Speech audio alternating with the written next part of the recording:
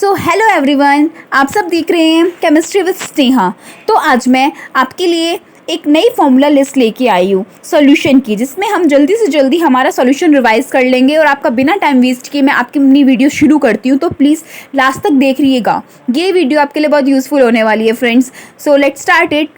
First of all हम पढ़ेंगे solubility हम दो टाइप से पढ़ेंगे। फर्स्ट ऑफ ऑल हम पढ़ेंगे solubility in solid and then gases in liquid. So solubility in solids क्या होती है? लिक्विड्स के अंदर हम देखेंगे वो किसके बराबर होती है? ग्राम्स ऑफ सॉल्यूट अपॉन में grams of solvent into 100।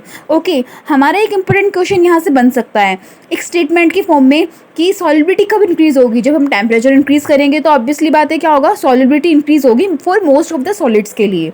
Okay, then हम नेक्स्ट देखते हैं सॉल्युबिलिटी देखते हैं गैसेज इन लिक्विड के अंदर। तो यहाँ पे क्या आता है? हेनरी लॉ आता है। हेनरी लॉ आप सबने बहुत अच्छे से पढ़ा होगा, जो बहुत इंपॉर्टेंट होता है। हेनरी लॉ किससे रिलेटेड होता है? हेनरी लॉ प्रेशर से रिलेटेड होता है। जब गैस की बात आ रही है, ऑब्वियसली जब गैस की बात आएगी तो हमें प्रेशर तो अप्लाई होगा ही।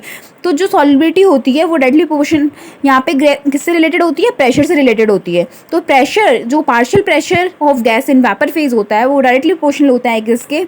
Mole fraction of gas in liquid phase. Okay, और स्मॉल फ्रैक्शन को अपन किससे रिप्रेजेंट करते हैं? काई से रिप्रेजेंट करते हैं। जब हम इसका प्रोपोर्शनलिटी कांस्टेंट हटाएंगे तो हम क्या लगाते हैं? हेनरी लॉ कांस्टेंट लगाते हैं, और उसको हम किससे रिप्रेजेंट करते हैं? के एस से। तो यहाँ से हमारे बहुत सारे न्यूमेरिकल भी बनते हैं, डायरेक्टली न्यूमेरिकल बनते हैं। यहाँ से आपसे ना मोल फ्रैक्शन पूछ सकता है, पार्शियल प्रेशर पूछ सकता है, हेनरी लॉ कांस्टेंट पूछ सकता है।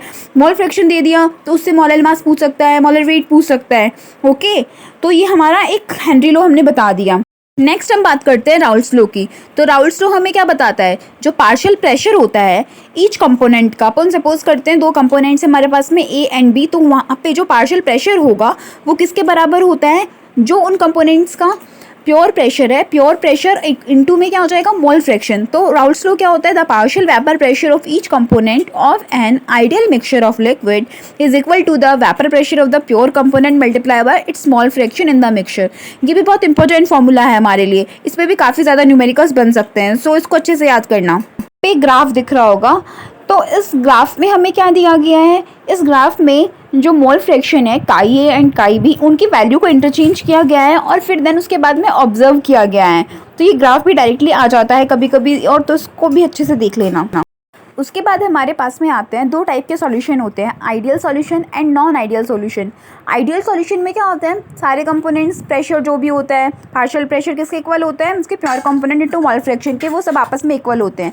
लेकिन जो नॉन आइडियल सॉल्यूशन होता है उसमें डेविएशन आ जाता है, इसलिए वो डेविएशन भी दो टाइप का हो सकता है, positive deviation and negative deviation. Positive deviation में क्या होता है? ये आप ग्राफ देख सकते हैं। पॉजिटिव डेविएशन में ये देखिए, जो ब्लू लाइन है ये ऊपर की तरफ मूव कर रही है, तो इसका मतलब है जो डेविएशन हुआ है वो पॉजिटिवली हुआ है।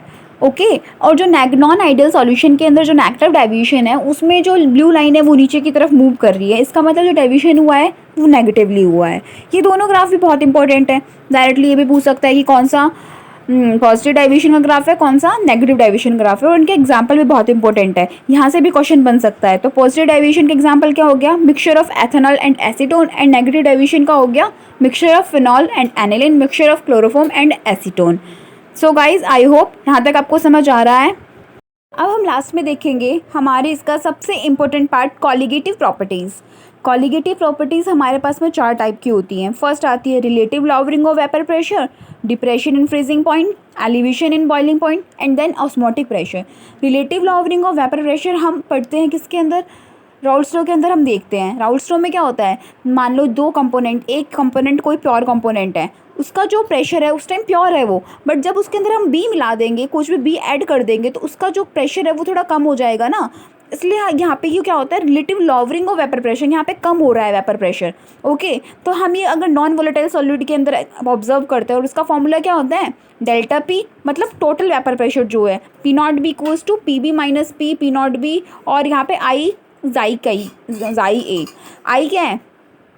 यहाँ पे आई हो जाएगा dissociation, number of moles after dissociation या एसोसिएशन, या number of moles before dissociation या एसोसिएशन।